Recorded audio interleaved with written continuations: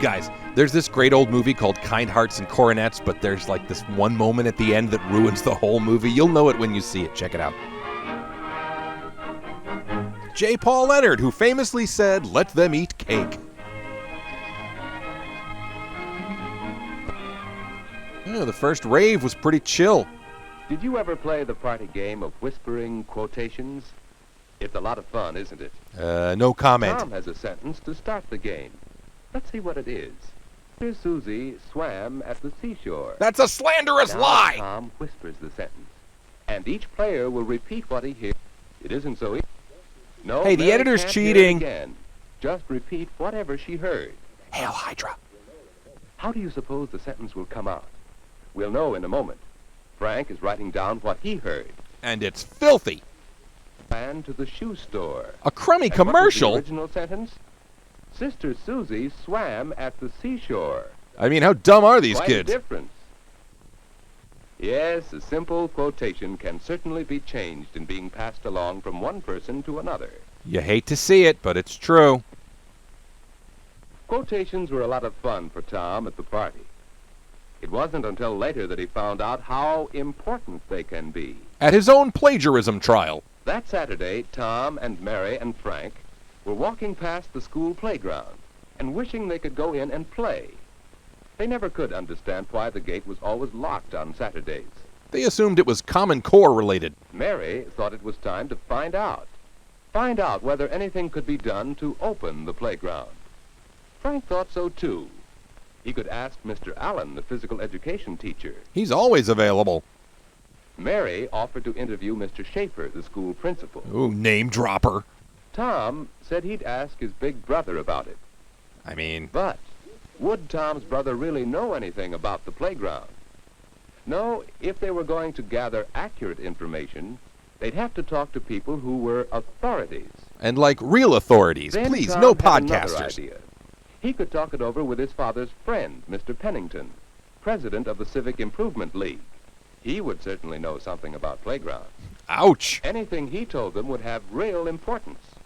So they agreed to find out what these various people could tell them, and then meet at Tom's house after school Wednesday. I can't believe the city is suing us. Wednesday afternoon came, but what happened? They had seen the various people as they agreed, and they met to discuss what they had heard. But they had just about given up, because the more they talked among themselves, the more confused they became. So we need a permit to submit a request for an inquiry? Did Mr. Allen really say we couldn't use the school's athletic equipment? You calling me a liar? Yes. No. He said there would have to be a supervisor on duty. Well, Mr. Schaefer said there's no money for that. But the Civic Improvement League, Mr. Pennington, said that they might help. At least I think that's what he said. Let's just riot. Did you say that Mr. Schaefer said something about the Civic Improvement League? Yes, something. Anyhow, Yikes. Mr. Schaefer did say that if we Overruled. prepared a report on what we learned, he could use it to try to help us. Well, what have you written? Nothing. How can I write what we heard when we don't even know ourselves? That's the trouble. We just don't care. Now Tom is thinking about something, remembering something. The womb? Lunch? You know what it is? Can you remember? Of course, the party game, quotations.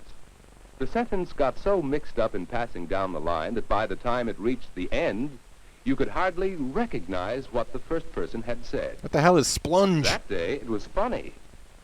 This day, it was serious. We made some powerful No wonder enemies. Mary couldn't write a report of what they had heard.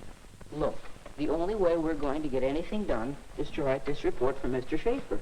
That's what I've been trying to do. I know, but let's write down what we remember that these people said, and then let them check what we've written. Well, I'll try. Just How about do it. Frank? What did Mr. Allen tell you? I told you. He said he thinks it's a good idea. Or was it the exact opposite? But wait a minute. In my notebook, I wrote down the main part where he was talking. Just like a newspaper reporter. Like Lois Lane or Maggie Haberman. Now ready, Mary? I'm ready. Mr. Allen said it would be a good thing to open the playground on Saturday, but we couldn't let you take out the school's athletic equipment unless there is to be a supervisor on duty. and there doesn't seem to be much chance of that.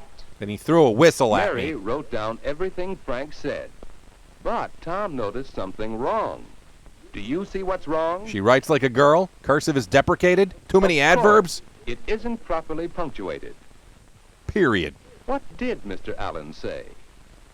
Watch how Tom punctuates the quotation. Comma, semicolon, interrobang, umlaut. A comma, a capital letter, quotation marks to indicate the beginning of the quotation, Lots of unnecessary scare quotes. and what else? 12 emoji? Quotation marks at the end of the quotation. Those are optional online. Mr. Allen didn't say all that. I just added on the last part. Well, how was I to know? You said it all together. That's right.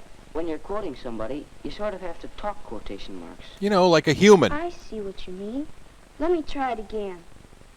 Mr. Allen said Get lost. it would be a good thing to open the playground on Saturday.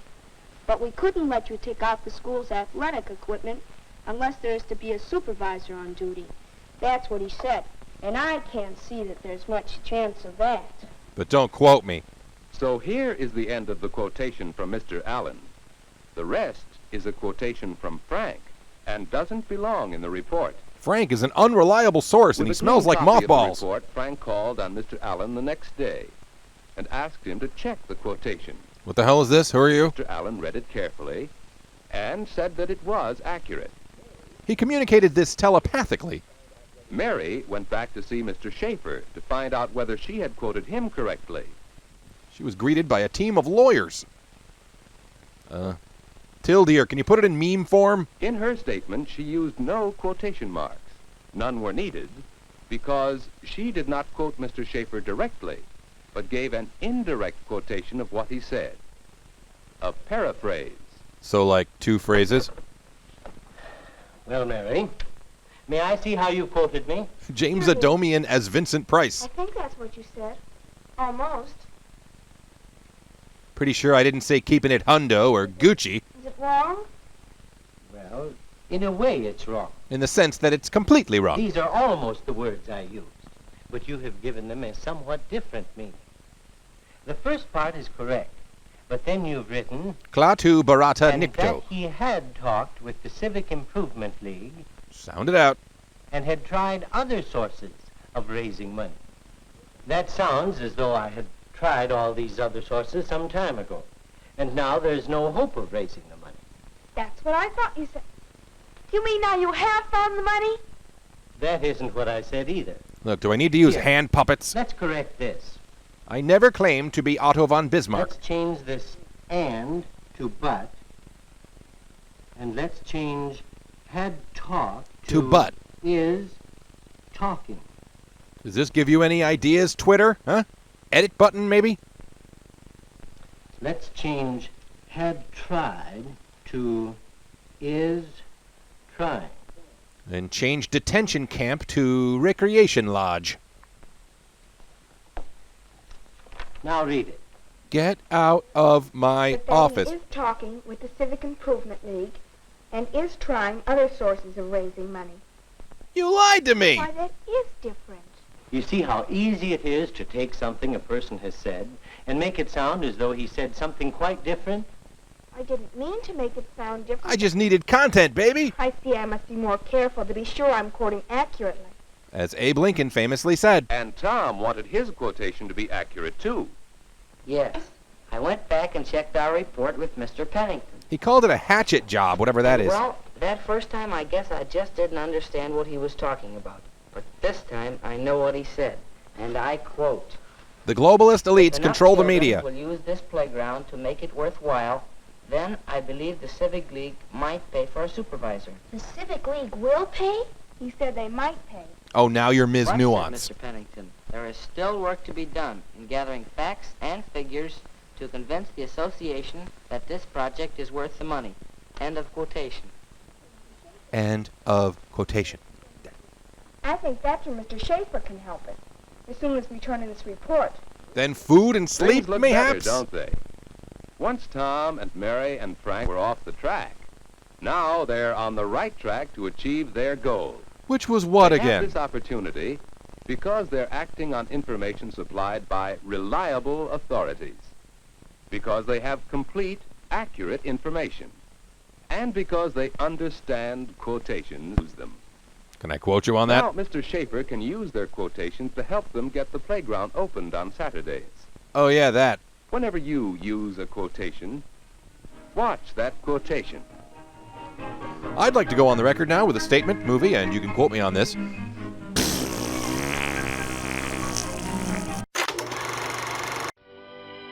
Thanks for watching, everybody. If you enjoy Fun with Shorts, please like and share. And if you want to see all the Fun with Shorts, check me out at patreon.com/JoshWay. For as little as $1 per video, you can see the monthly exclusive episode as well as other goodies and freebies. Thanks a lot. See you next time.